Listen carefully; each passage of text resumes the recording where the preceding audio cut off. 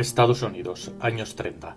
La crisis económica de la llamada Gran Depresión tiene sumergida a la población en una situación desesperada. La gran mayoría han perdido sus ahorros, trabajos, hogares y apenas tienen para comer. El optimismo está ausente, y la esperanza por un futuro mejor es lo único que mantiene el espíritu del pueblo de Estados Unidos. En este contexto se forja la leyenda de Sea Biscuit, un caballo pura sangre que, superando todos los obstáculos de la vida, conseguirá hitos increíbles, devolviéndole al pueblo la fe para seguir adelante y conseguir sus objetivos. Tal vez Sea Biscuit no fuera el caballo más veloz, ni el favorito entre los expertos, ni el que más carreras ganó, pero no se pierdan su historia. En la primavera de 1933, en Lexington, Kentucky, cuna de muchos de los mejores caballos de carreras de Norteamérica, nace un potrillo prometedor de impecable pedigrí. Su padre, Hardtack, era hijo del legendario Manowar, posiblemente uno de los mejores purasangre de carreras de todos los tiempos. Se le bautizaría con el nombre de Sea Biscuit, un tipo de galleta muy nutritiva consumida por los marineros de la época. El potro creció en la granja de Claiborne, estando en propiedad de los hermanos Gladys y Ogden Mills.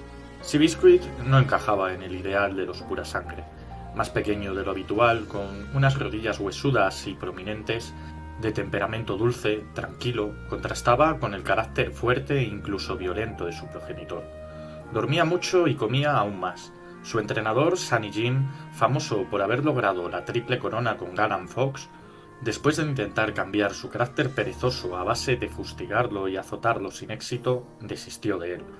Decepcionado, lo relevó a un papel secundario, obligándole a realizar tareas poco convencionales para un purasangre, haciéndolo competir en carreras menores, cubriendo eventos y utilizándolo como sparring en competiciones con caballos de mejor proyección, obligando a Sea Biscuit a perder, para aumentar la confianza de estos. Objeto de burlas y bromas de los empleados de las caballerizas, a los 2 años de edad, Sea Biscuit había corrido 35 carreras, un número muy elevado para un purasangre de su edad. En 1936 el potro fue vendido al empresario de automóviles Charles S. Howard por $7.500, un precio algo elevado para un caballo con su palmarés en esa época. Justificado porque Sunny Jim, a pesar de relegar al caballo a un papel secundario, veía aún potencial en él, pues muchos caballos purasangre nunca llegan a estrenarse o a ganar una carrera en toda su vida. Pero Sea Biscuit aún no había mostrado todo su potencial. Charles Howard, nuevo dueño del purasangre, era un hombre hecho a sí mismo, que había solventado muchas vicisitudes en la vida.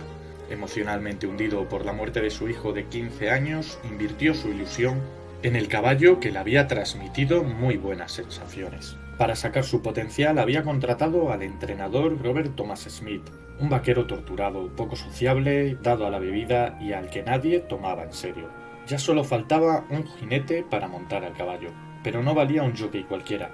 Sea Biscuit se había convertido en una bestia violenta de fuerte carácter debido al trato recibido por los anteriores dueños, y quien lo montara debía tener ese carácter y compartir el mismo espíritu. Tal vez por esa razón pensaron en Pollard. John Pollard era un jinete canadiense, resentido, frustrado con la vida, con experiencia en su país y sobre todo en México. En una época en la que no se podía beber en Estados Unidos y había muchas restricciones, las ciudades fronterizas como Tijuana se convirtieron en un lugar de peregrinación, donde los visitantes podían encontrar de todo, también buenas y apasionantes carreras de caballos, con jockeys y purasangres que pasaron por este país y que en un futuro competirían en los grandes derbis. Fue aquí donde Johnny se forjó, adquiriendo experiencia como jockey, y donde se fijaron en él para montar a Sea Biscuit. En esta nueva etapa el entrenador entendió al caballo perfectamente, y poco a poco le fue sacando de su letargo. A pesar de ello, Sea Biscuit perdería su primera carrera, montado por su nuevo jockey, sin lograr impresionar a nadie. Pero las mejoras no se hicieron esperar, y en el resto de sus 8 carreras en la costa este ganarían varias de ellas. En noviembre del 36 ganarían también varias carreras en California, como la del Puente de la Bahía o la prueba de la Feria Mundial, ambas de handicap, con Sea Biscuit como líder en todo, lo que arrojaba pistas de lo que estaba por venir. En febrero de 1937, Seabiscuit competiría en el Handicap de Santa Anita, la más prestigiosa de California, conocida como el Gran 100, por su gran premio económico. La carrera comenzó. Seabiscuit salió tardío, con su habitual y perezoso arranque del cajón, pero después de 800 metros estaba en cabeza y parecía claro vencedor.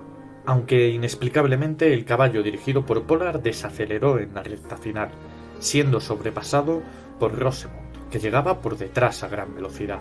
Se le emparejó y lo ganó en la línea de meta, solo por media nariz. Esta derrota fue un duro golpe cuando estaban empezando a despegar. La derrota se debió a que Pollard había perdido la vista de su ojo izquierdo y no vio acercarse en el último sprint a su competidor.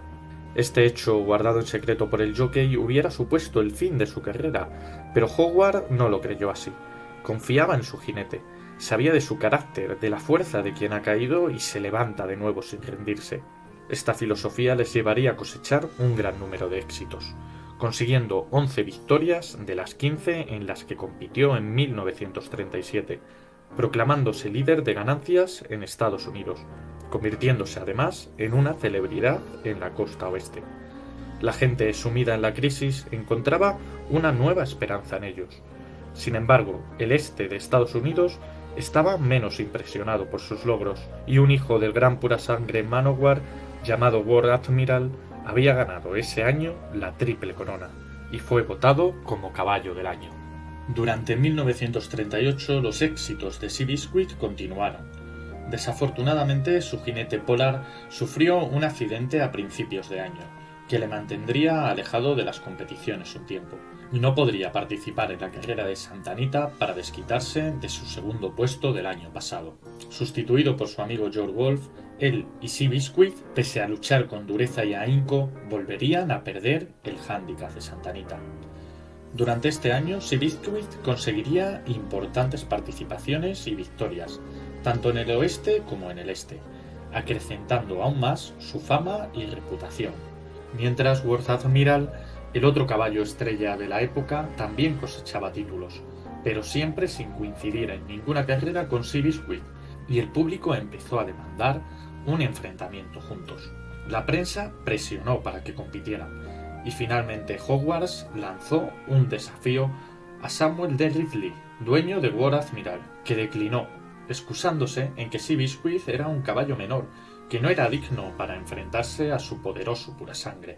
Con muchas presiones y un público enfervorecido con la idea de ver el enfrentamiento de estos dos campeones, Ridley acabó aceptando el desafío, que decidiría cuál era el mejor. Tras varias negociaciones, el mano a mano se celebraría con unas reglas muy concretas, con salida bajo campana y una distancia de 1900 metros, lo que favorecía a War Admiral, que ya estaba acostumbrado, teniendo que entrenar a Seabiscuit para que se adaptara. Y aunque todo iba bien en la preparación, con su jockey habitual Pollard ya recuperado, este volvería a tener un tremendo accidente hípico, esta vez muy grave, que lo dejó con una pierna destrozada y sin la posibilidad de poder volver a montar a caballo el resto de su vida, según los médicos.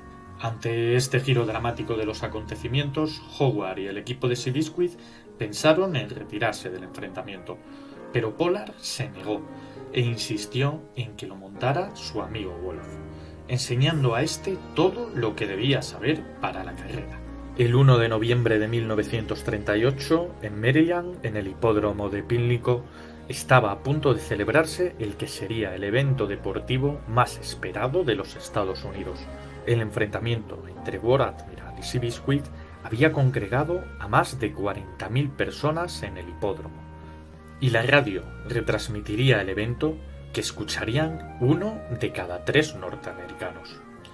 Daba igual que no te gustaran los caballos, ni el deporte, no te podías perder esta carrera, pues era algo más. La aristocracia acomodada, representada por War Admiral, que creían que les pertenecía el mundo de las carreras, y Seabiscuit, ese caballo que representaba a la gente que se vio en la ruina, que veían que habían sufrido la Gran Depresión más duramente que las clases más altas, y que ahora volvían a encontrarse a sí mismos. Se veían fuertes, como Seabiscuit, un caballo maltratado por la vida, pequeño pero que se creía el más grande. El pueblo lo adoraba, y corría para todas esas personas que no tenían ni un centavo. Las apuestas daban como favorito a War Admiral por 4-1. Su explosiva velocidad de inicio era legendaria, mientras que Seabiscuit, por el contrario, salía tarde, corría con el grupo y daba un vertiginoso final. Por ellos muy pocos le daban una oportunidad ante War Admiral, que se esperaba que se marchara desde la primera curva. Su entrenador Smith lo sabía y había enseñado al animal a correr en contra de su forma habitual, para que explotara su velocidad desde el principio. Más de 40 millones de americanos escucharon la campana que daba inicio a la carrera. Seabiscuit, con una gran explosión, se escapó del ganador de la triple corona. Wolf lo dirigió por el exterior. A mitad de la recta, Admiral comenzó a atacar, llegando poco a poco al nivel de Seabiscuit, hasta colocarse ligeramente por delante. Wolf, siguiendo el consejo de Pollard, estuvo conteniendo a Seabiscuit, pues este no daba los mejores tiempos corriendo solo, pero cuando tenía un caballo al lado, explotaba enérgicamente, dando toda una explosión de velocidad, demostrando que era un caballo nacido para competir. Y así fue. A 200 metros del final, Seabiscuit se escapó de nuevo, catapultado hacia la meta, ampliando su ventaja en la recta final y ganando por 4 cuerpos al invencible War Admiral, en una de las mejores y más emocionantes carreras que se recuerdan, convirtiéndose en un símbolo de esperanza para aquellos que lo habían perdido todo. Gracias a esta victoria y los excelentes resultados de ese año, Seabiscuit fue nombrado Caballo del Año, con todos los honores de 1938. Mientras tanto, Pollard, el que fuese por un tiempo principal jockey de Seabiscuit, aunque orgulloso por su victoria y habiendo alcanzado fama, en el momento de mayor éxito estaba postrado en una cama, sin saber siquiera si volvería a andar, lo que le llevaría por el camino del alcoholismo y de nuevo a la pobreza. Como si de una broma pesada del destino se tratase, Seabiscuit se lesionó con una rotura de ligamentos en la pata izquierda. Aunque su vida no corría peligro, no volvería a competir, e incluso se pensó en sacrificarlo. Con jinete y caballo prácticamente jubilados, se trasladaron al rancho de Howard, donde poco a poco se fueron recuperando, consiguiendo sorprendentemente caminar ambos de nuevo. Nadie imaginaba que sus vidas estuvieran tan unidas, y menos aún lo que estaba por venir. Gracias a un aparato ortopédico, Pollard recuperó la confianza para volver a montar de nuevo a Seabiscuit, primero al trote, luego al galope. Durante el otoño de 1939, la puesta a punto de Seabiscuit parecía mejorar día a día. A finales de año se decidió que Seabiscuit estaba listo para probar de nuevo en los hipódromos, montado por alguno de los jinetes de los que se disponían.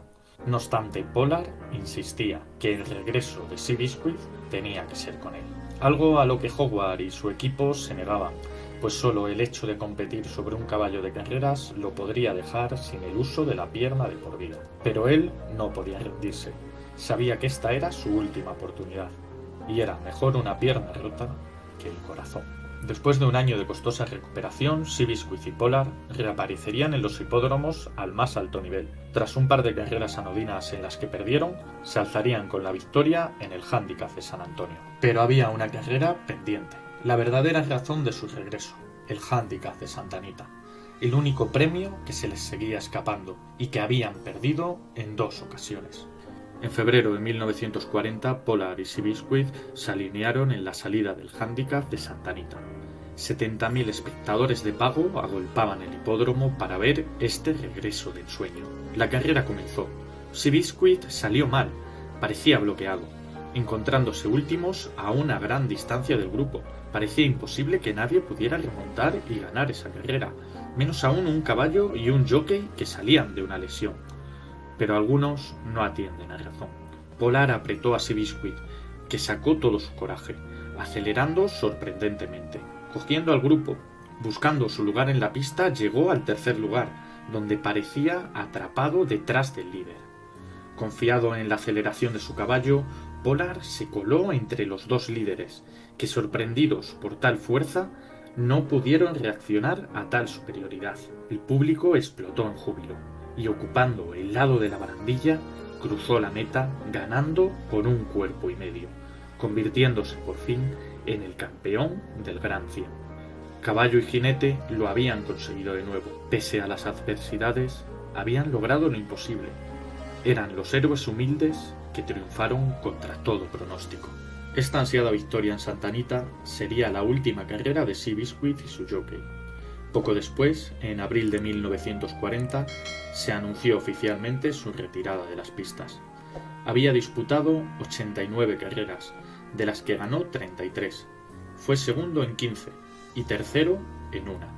Era el caballo que más dinero había ganado en premios de toda la historia, casi $500,000 de la época. Es el tercer caballo más famoso de la historia. En el ranking de mejores caballos pura sangre ocupa el puesto número 20. En su retiro en el rancho de Ridgewood era visitado anualmente por más de 50.000 personas. Un animal que contribuyó a que Estados Unidos saliera de la Gran Depresión, devolviendo la fe a sus ciudadanos. Murió en 1947. Su tumba aún hoy es un secreto de la que solo los más allegados conocen su ubicación. Su historia quedó profundamente arraigada en la cultura popular de Estados Unidos. Se le dedicaron monumentos, hay un sello postal en su honor. Escribieron libros, rodaron documentales y 2 películas sobre su vida. La historia de cómo un caballo fue el símbolo de una nación y se convirtió en leyenda.